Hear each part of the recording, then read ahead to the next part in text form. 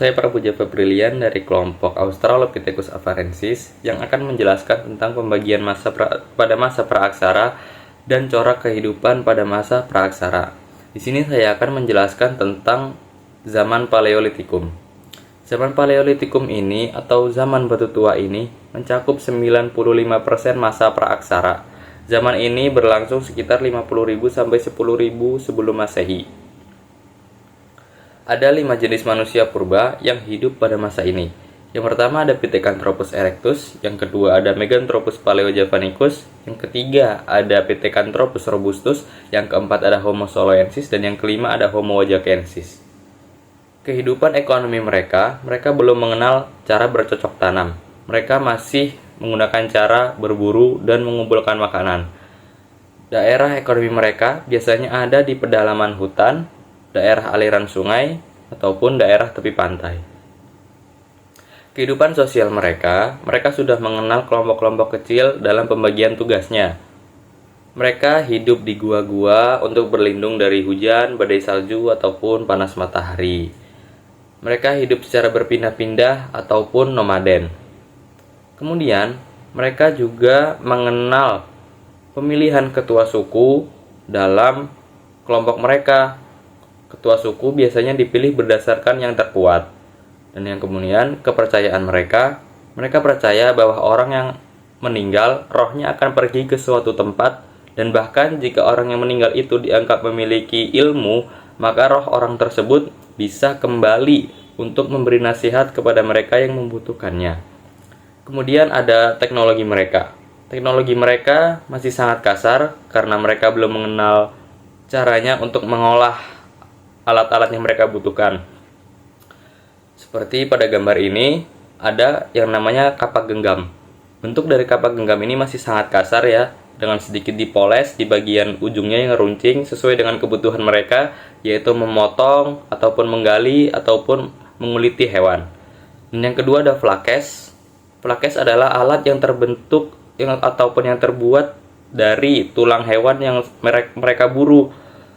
Kegunaan flakes kurang lebih sama seperti kapak genggam, yaitu untuk memotong, menggali, ataupun menguliti kulit hewan.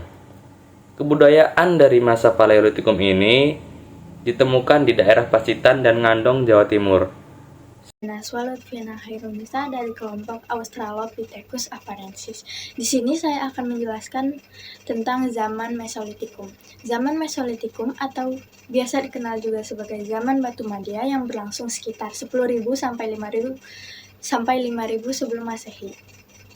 Dalam bahasa Yunani, Mesos berarti tengah dan Litos berarti batu, atau dapat diartikan juga sebagai zaman batu pertengahan. Manusia purba yang hidup di zaman ini adalah Homo sapiens. Kemudian ada corak kehidupan para manusia purba di zaman Mesolitikum itu. Yang pertama ada ekonomi. Ekonomi yang mereka gunakan pada zaman Mesolitikum adalah food gathering. Food gathering adalah di mana para manusia purba mengumpulkan makanan atau memburu hewan buruan. Yang kedua ada politik. Mereka membentuk suatu kelompok yang terdapat kepala kelompok yang dipilih oleh orang yang ditetuakan atau memilih orang terkuat dari yang terkuat. Yang ketiga, ada sosial. Kehidupan sosial pada zaman Mesolitikum adalah semi-nomaden. Semi-nomaden merupakan di mana para manusia purba berpindah-pindah tempat tinggal dari satu tempat ke tempat lainnya, tetapi sudah disertai dengan kehidupan menetap sementara. Yang kelima ada budaya. Salah satu kebudayaan zaman Mesolitikum adalah kebudayaan Toala.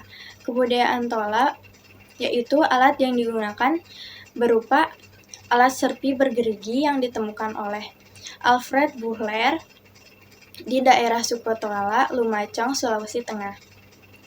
Yang keenam ada kepercayaan. Kepercayaan yang dianut para manusia purba pada zaman Mesolitikum adalah kepercayaan terhadap roh nenek moyang. Yang ketujuh yaitu teknologi. Teknologi yang mereka gunakan merupakan alat-alat dari batu yang sudah dihaluskan seperti kapak Sumatera. Zaman Neolitikum merupakan salah satu zaman pada masa prasejarah yang bisa disebut juga sebagai zaman batu muda. Pada zaman ini, kehidupan manusia purba sudah mulai maju dengan adanya campur tangan dari Homo sapiens. Peralatan yang digunakan umumnya terbuat dari batu dan hidup nomaden perlahan ditinggalkan. Zaman Neolitikum sekitar 12.000 tahun yang lalu, kemajuan kebudayaan, ilmu pengetahuan sudah memungkinkan manusia purba untuk mengelola batu-batuan dengan baik dan hidup menetap. Pada zaman ini, telah hidup manusia purba jenis Homo sapiens yang mendukung terjadinya revolusi kebudayaan. Manusia pendukung kebudayaan Neolitikum adalah manusia Proto-Melayu yang hidup pada 2000 tahun sebelum Masehi, seperti suku Nias, Dayak, Toraja, dan Sasak. Corak kehidupan pada zaman Neolitikum. Yang pertama ada ekonomi. Ekonomi pada zaman Neolitikum, manusia purba sudah dapat memproduksi makanannya sendiri atau food producing dengan cara bercocok tanam dan beternak. Yang kedua, ada sosial. Kehidupan bercocok tanam dan beternak memberikan mereka banyak waktu luang, dan mereka juga sudah mengenal pakaian dan perhiasan. Hal ini dibuktikan dengan ditemukannya alat pemukul kulit kayu. Yang ketiga ada politik. Primus inter pares, yaitu sistem pemilihan pemimpin, kepala adat atau kepala suku. Corak kehidupan yang terakhir ada kepercayaan.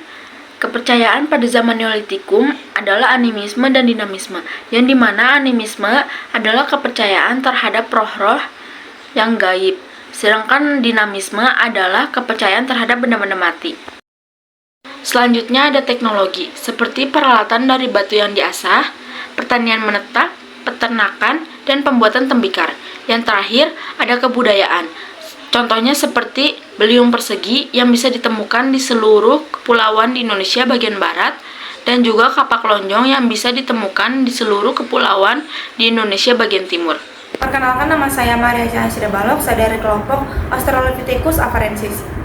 Zaman Megalitikum berasal dari kata mega yang berarti besar dan litos yang berarti batu. Oleh karena itu, zaman Megalitikum sendiri disebut sebagai zaman batu besar, di mana masyarakatnya masih menggunakan peralatan dari batu besar. Zaman Megalitikum sendiri terjadi sekitar 3.500 sampai 1.000 tahun sebelum Masehi. Manusia kera yang hidup pada zaman Megalitikum yaitu ada 3 bagian. Yang pertama ada Pithecanthropus erectus, yaitu manusia kera yang berjalan tegap. Yang kedua ada Pithecanthropus mojocortensis, manusia kera yang berasal dari Mojokerto, dan yang ketiga ada Pithecanthropus soloensis yang disebut juga sebagai manusia kera yang berasal dari Solo. Pada zaman Megalitikum mereka sudah mengenal sistem barter atau pertukaran barang, di mana mereka memenuhi kebutuhan hidup mereka sehari-hari dengan melakukan sistem barter atau pertukaran barang. Mereka yang memenuhi kebutuhan hidup mereka sehari-hari dengan cara yaitu ada bercocok tanam, sebagai nelayan membuat peralatan dari gerabah dan bertani. Pada zaman Megalitikum mereka sudah mengenal sistem teknologi, yaitu mereka sudah mengenal yang pertama memulai bercocok tanam dan beternak. Yang kedua ada dolmen, meja batu untuk digunakan meletakkan sesaji, dan yang ketiga ada waruga, kubur batu yang berbentuk kubus. Yang keempat ada kubur batu untuk menyimpan mayat, dan yang kelima punden barudak yang terbuat dari batu untuk meletakkan sesaji.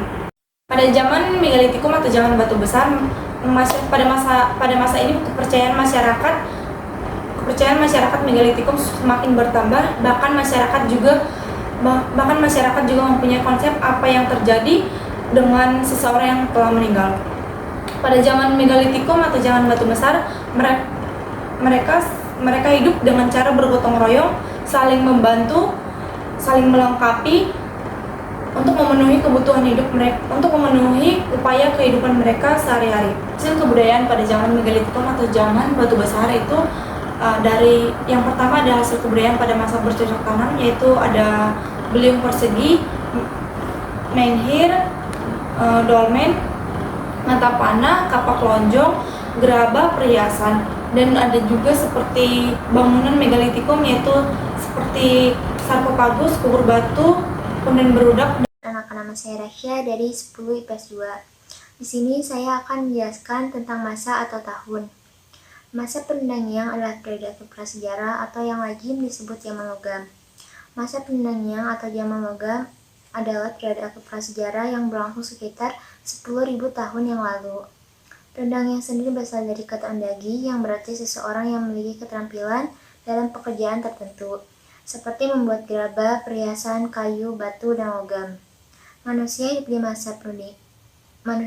di masa Penendangyang adalah bangsa Detro Melayu yang masuk ke Indonesia sekitar tahun 500 sebelum Masehi. Karakteristik utama manusia pada masa atau zaman Penendangyang adalah lahirnya tukang yang terampil. Masyarakat masa Penendangyang tidak hanya bercocok tanam dengan berladang, tetapi juga mengolah sawah. Dengan begitu dapat dikatakan bahwa mereka mampu mengatur kehidupan ekonominya dan berpikir bagaimana memenuhi kebutuhan di musim yang akan datang. Sosial budaya pemimpin masyarakat biasanya dipilih melalui musyawarah dengan mempertimbangkan kemampuannya dalam berinteraksi dengan roh nenek moyang. Selain itu, masyarakat terbagi ke dalam kelompok sesuai keahlian mereka, misalnya kelompok petani, undagi, pedagang, dan sebagainya. Teknologinya menggunakan pengolahan logam, alat-alat yang digunakan beralih ke logam. Kepercayaan masyarakat di masa Penendangyang tidak jauh berbeda dengan masa sebelumnya. Mereka masih melakukan pemujaan terhadap roh nenek moyang dan memelihara hubungan dengan orang yang sudah meninggal. Yang membedakan yaitu alat yang digunakan untuk praktek pemujaan. Kebudayaan beberapa peralatan dari logam yang mereka hasilkan ada kapak corong, nekara, moko, kapak perunggu yang banyak ditemukan di Sumatera, Jawa, Bali, dan Sulawesi. Sekian, terima kasih. Tidak update jika kita membahas Penendangyang, tidak membahas dilanjutkan ke logam dan perunggu. Dari perkembangan zaman batu ke zaman logam, itu adalah mulai perubahan penggunaan bahan baku sehari-hari, dari yang biasanya menggunakan kayu, batu, sekarang mulai berpindah ke zaman logam dan perunggu. Logam dan perunggu masuk Asia Tenggara sekitar tahun 3000 dan 2000 sebelum Masehi. Sedangkan ketika masuk ke Indonesia itu sebelum Masehi. Di sini tuh kalau ini diketahui perunggu dan logam ini masih berbangsa Deutero Melayu. Ciri-ciri dari perunggu dan logam ini yaitu tempat dia sudah memiliki tempat tinggal menetap, memiliki keahlian, sudah mulai percaya mata arah angin, ada pembagian job desk kerja, mata pencahariannya itu bertani, dan selanjutnya adalah peninggalannya itu ada gelang logam perunggu, kaca. Itu aja yang bisa saya tambahkan tentang masa perunggu dan logam, hanya sedikit saja. Terima kasih.